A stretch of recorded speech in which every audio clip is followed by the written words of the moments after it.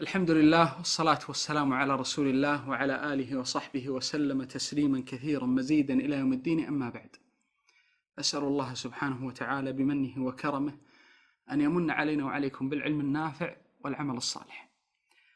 لا تزال كلمة لابن القيم ترن في أذني الآن، وهي ما قال في كتابه الماتع الفوائد، يقول: ليس العجب من مملوك يتذلل ويتعبد لله مع فقره وحاجته إليه، ولكن العجب من مالك يتودد لمملوك ويتنعم عليه بأصناف النعم.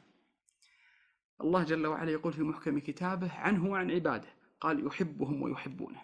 كون العبد المملوك مع فقره يتودد لله هذا هو الأصل، لكن الله جل وعلا مع كامل غنى عن خلقه فلا تنفعه طاعتهم ولا تضره معصيتهم، يتحبب ويتودد ويتألف عباده بكل الطرق. اتركونا من شعر العشاق ومن نثرهم ومن حبهم واسمعوا إلى أروع حب وأروع نداء.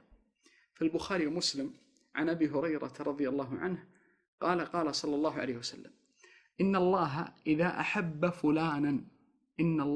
أحب عبدا نادى جبريل أني أحب فلانا فأحبه، فيحبه جبريل ثم ينادي في أهل السماء، الملائكة من أشرف الخلق، فينادي في أهل السماء: إن الله يحب فلانا فأحبوه، فيحبه أهل السماء فيوضع له القبول في الأرض. القبول محبة الناس، الذكر الحسن لهم. شفتوا هذا الحديث؟ تراه من آثار اسم من أسماء الله، وهو اسم الله الودود، من أسماء الله الحسنى الودود.